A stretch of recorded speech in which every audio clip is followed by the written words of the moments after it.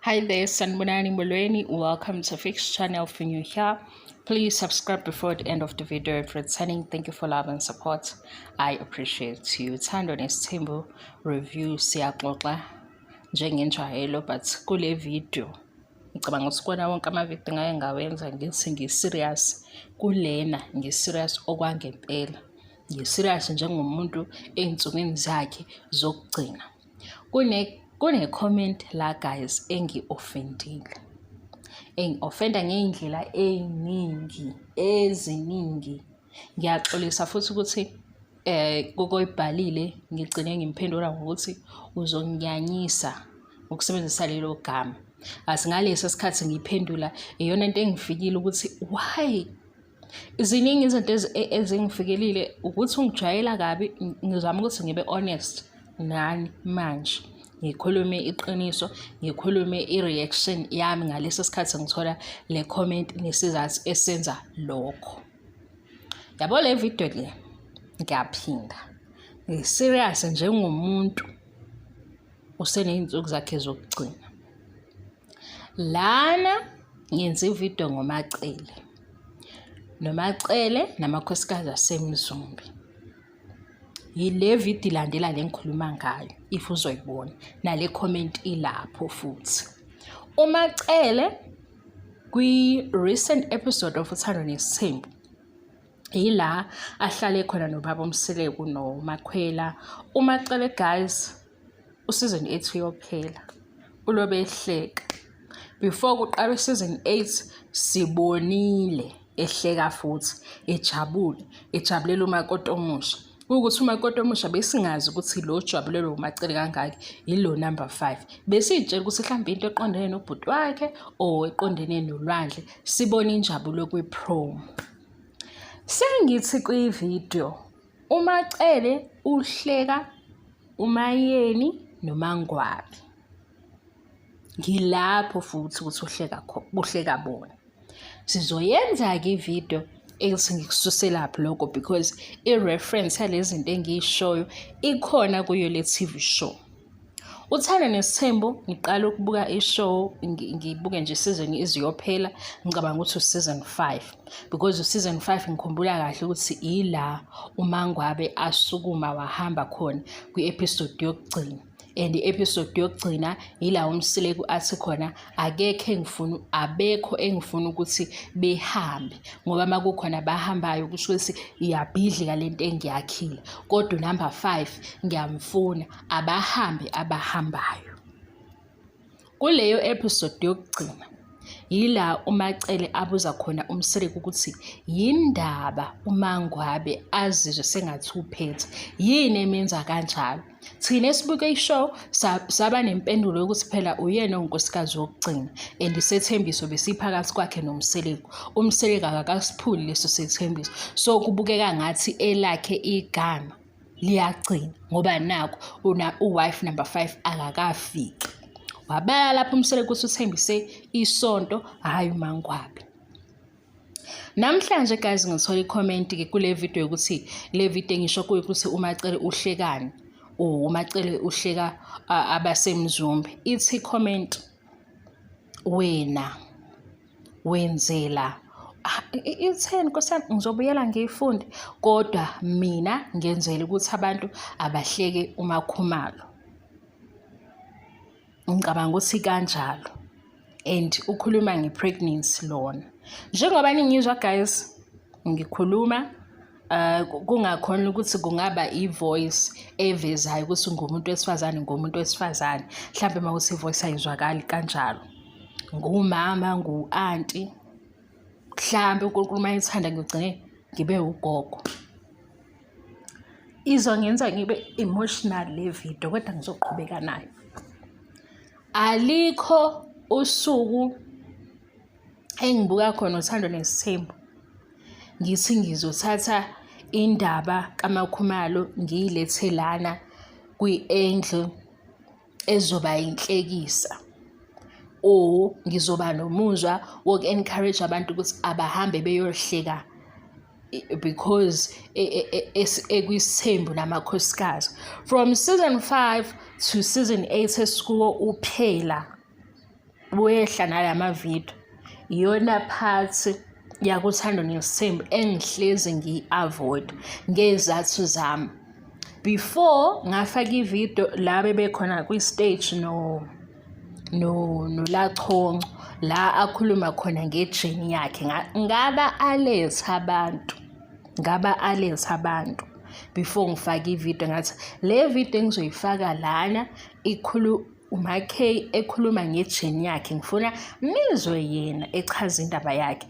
Kukhona engizokufunda kukhona nabanye okuzobasiza kule testimony yakhe owayesestage. Ngathi if kwenzeka ku-social media, because ngisebenzisa social media, kube nodokotela engimtholayo ochaza kahle, ngizorefer udokotela ukuthi ngicela nihambe nomlalela. If kuba nomunye futhi okhuluma ngejeni yakhe la ku-YouTube platform, ngithi niyibuke ivideo kabani, anginalo usuku la ngibona khona ukuthi okay kuzongenzela ama-views amaningi, ngizoba nemali Osam. Yabo ile sikhathi engi-desperate ngaso ukuthi ngikhulume nge-English manje ukuze kuzwakale, because mhlawumbe ukukhuluma kwami ngesiZulu nezinto uyayilalele ngenza amahlaya, uyaye ube nakho ukuthi mhlawumbe le ntombazane inengqondo encane. Ngumntwana womama, ngumama mina, ngu-aunt, ngingaba ugogo, uNkulunkulu mayethandile. Angeke ngiyenze into engiyazi kahle ukuthi if ngihlekisa ngalo muntu angihlekisi nangaye, ngiprovoke uNkulunkulu uqobo. But ngoba nistakile kule fan-based mentality, kule fan mentality, ngize ngimncenge ngithi musukuzama, musukuyenza lento ivideo ingoMacele, nokuthi uMacele into esikhuluma ngayo ngokuba yi-gamer manje yini, si-reviewer i-TV show, wena ufike nokuthi lo nkosikazi uzoba yi-victim kule video, ngingakhulumi ngaye, ngikhulume ngoMacele. Ngilungisa kanjani lento? Before ku-season 5 bengize ngicele ngithi we guys, ungaphezu kokuba umuntu wesifazane, and ukuba umuntu wesifazane angeke sithi ukuphelela kwakho ukuba nabantwana kuphela. Ziningi izinto esingayibala ezinhle ezingaphandle kwe-TV show naphakathi kwe-TV show. Kodwa manje i-show ikhulume ngani, i-episode ikhulume ngani? Oh God, i-episode ikhulume ngani? I-episode ikhulumile-ke ngikhulume ngayo, silandele kufike la othi uvuma yonke into ngoba abantwana engenabo. Ngiyisuse leyo video ngoba lo muntu lo yena ubona kanjalo, mina ngibona. Ngiyisuse leyo comment, sorry, ngoba lo ebhalile ubona kanjalo, mina ngiboni kanjalo. Ngithini? Nalezinye izinto ey'velayo, mhlawumbe ama-challenges abakhulume ngayo njalo from season 5. Ngithi ngiyakutshela ukuthi ila ngiqale khona ukuba le-TV show ngakhuluma ngayo, angikhumbuli ukuthi imuphi unyaka, bengiwabona lama-comment ngingalenzi iphutha lokwa-remove. Angikwazi ukukhuluma ngibe against i-body shaming, ngibe against abantu abahlekisa ngokuthi omunye ubukeka kanjani kungasiyo umuntu wesifazane kuphela, mase ngiba umuntu ozovela la ngihlekise ngesimo ongekho osidalile nosicelayo. Akekho osidalile, akekho futhi osicelayo, isimo esibeyond umuntu eyumuntu. Kodwa sesitholile ukuthi akhona ama-options, because odokotela ngoba beqhubeka nolwazi lwabo, zikhona izinto ezintsha ezenzakalayo, ne-technology la isiza khona, siyakwazi lokho. Akhona ama-options. Ngiyishiye le topic from season 5, season 6, season 7, season 8. Iminyaka ewu-4 mhlawumbe ngithe ngiyibukile i-show, ngabuka onke lama seasons ngawaqeda. Yile part engiyizibayo. Ngiyizibelani? Ngihlonipha nalabantu abangilalele mangisuke ngixoxa.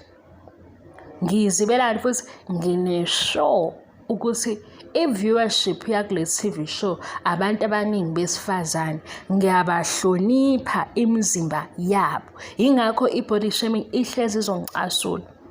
Umuntu ozofika lana ethi kodwa mubi ubani, hlezi mhlawumbe sikuzogcina angiyithuki inhlamba kodwa ngeke ngibe nawo umuzwa ukuthi abantu bathukana sekwenze njani because usumuntu ongicasulayo. Anginalo ilanga la engithi ngizokwenza into engahambisani nayo because u-YouTube ne-system yakhe bazonginikeza more views ngoba abantu abaningi leyo nto bazoyithola ihlekisa. Angiyiboni nanendawo la ihlekisa khona, nokuthi ucabanga ukuthi mina ngiyibona kanjalo. Yazi yangi-offend i-comment guys, angisho ukuthi usuku lami lonke luzophela nginjena. Ziningi izinto engiyicabangile ile comment, ziningi kakhulu, angikwazi futhi ukuyiphendula manje zonke ngoba ningenizwe uma ngixoxa nje nge-TV show kusuke kulapho. Yabo le comment le indlela engi-offenda ngayo, angazi noma okay uma ukhuluma lana ke kuzwakala ngathi unengqondo encane. Guyzini, wow, ngikuzibile lokho, even namanje ngikuzibile, kodwa ngiqhubeka ne-TV show njengoba ngiyibuka i-TV show, ngireviewa i-TV show. Yabo yonke enye into ongayisho akunandaba nayo.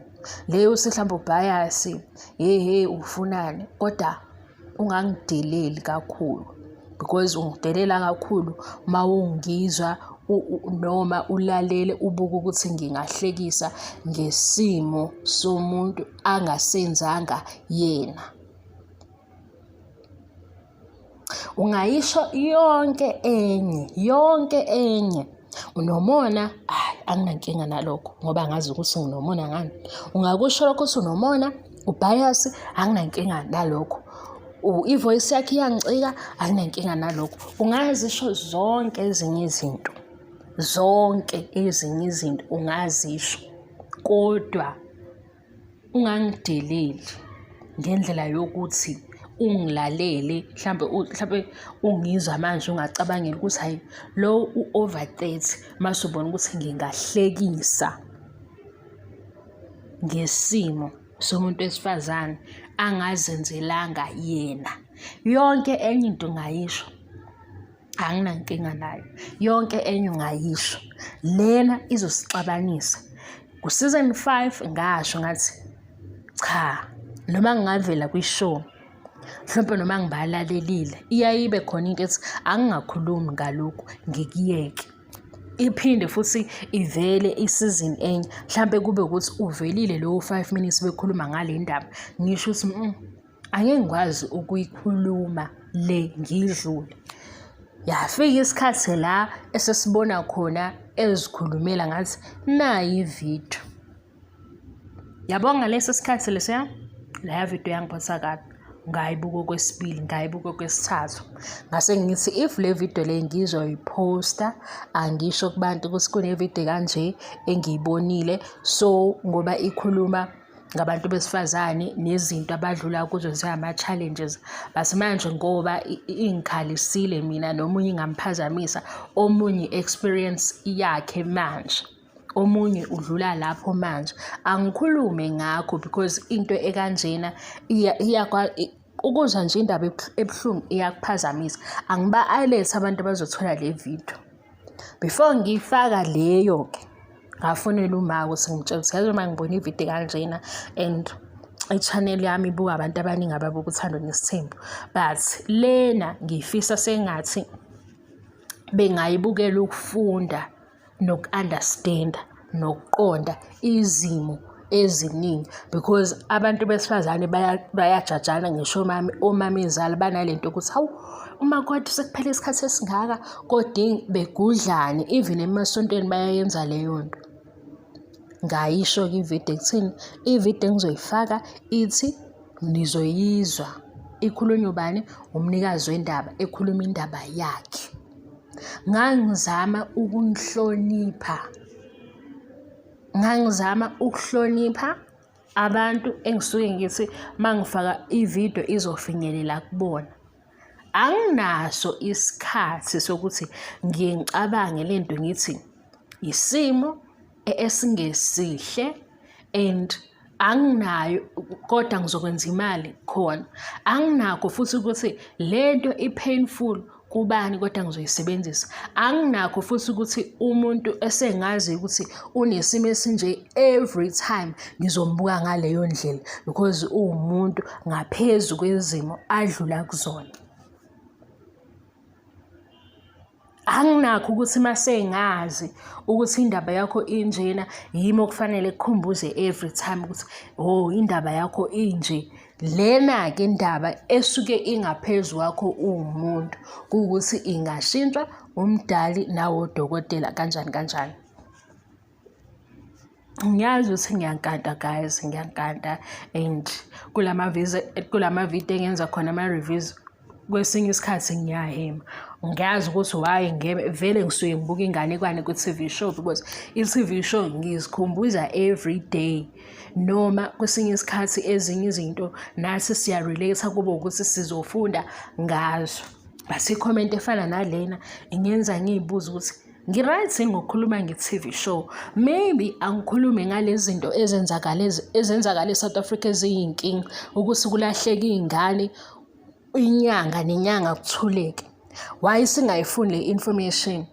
Why mhlawumbe singakhulumi ngalezi zinto ezinkulu? Kodwa ngibuye ngithi lento ukuthi ngikhulume nge-TV show ngiyenzele mina ngibona ukuthi into ezoba lula, ngoba mhlawumbe isikhathi esiningi mangizokhuluma ngama-issues angempela angikho strong enough ukukhuluma ngama-issues angempela. Mhlawumbe ngi-too emotional kodwa futhi ngi-wrong because izinto lezi ezisilimazayo e-South Africa, ezilimaza ezinye i-future yabantwana bethu. Wey guys, kunomuntu ngizwa ngathi uyangireducer mina kokunye mhlawumbe into efana nale kwanami ngazelo uNkulunkulu ukuthi yini esengashintsha empilweni yami, yini engisangaba nayo or ingilahlekele. Angeke ngihlekise ngento efana nalena, angeke ngize ngihlekise ngento efana nalena. Angifuni uqamba manje ngithi ngibe nendlela emature yokubuka le comment. Anginayo indlela emature yokubuka nale comment. Into engiyibukile yinye ukuthi lo muntu lo uyangidelela and ucabanga ukuthi ngicabanga kancane because ngireviewa uThando Nesithembu. Mangireviewa uThando Nesithembu kusho ukuthi anything evela kuThando Nesithembu noma ngingasabukanga ukuthi ubukhulu bayo nokuba deep kwayo kunjani ngizoyisebenzisa ukuze ngithole ama-views amaningi. Angisebenzi kanjalo, angisebenzi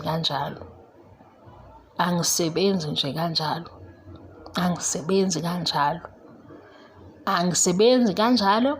Angizukazi futhi ukuthi ngizichaze ngendlela yokuthi ungi-understand. Kodwa into engiyishoyo mangikhuluma nge-TV show koya ngokuthi episode ngithole kanjani ngikhulume ngayo. Umacele uhlekani, sinezinto eziwu-50 esingayibala esesiyizwile ukuthi uMangwabe noMayini bebezama lokhu, ingakho ngikhuluma ukuthi uhleka bona. Ngoba nasekuqaleni mawulandela uSeason 5 ubaba uMsele kwayesho kuMangwabe noMayini ukuthi abahambayo, angaze ngimuzwe esho komunye unkosikazi manje. Nasekuqaleni baki-introduce ukuthi ukhona osekhona oyi-girlfriend, kwathiwa ngilindele ukuzwa ukuthi bazothini. KuThando Nesithembu behleze kuveza ukuthi aba-against unumber 5 ozoba unkosikazi uMangwabe noMayini. Mhlawumbe ukuze ngibe right futhi angeke ukuyikhuluma lento ngoba ngiyibona ukuthi izochazeka ngendlela ezoba right. angiyiboni ukuthi izokwazi ukuthi izwakale, kodwa kuloyo okushilo ngiyacela. Ungayizwa yonke enye into oyizwayo futhi ungakubala konke okunye okubale, kodwa ungangideleli. Ngoba lana ila ngibona khona ukuthi umuntu uyakwazi ukuthi umdelele ungamazi. Because kimi le comment yakho ithi nginengqondo encane.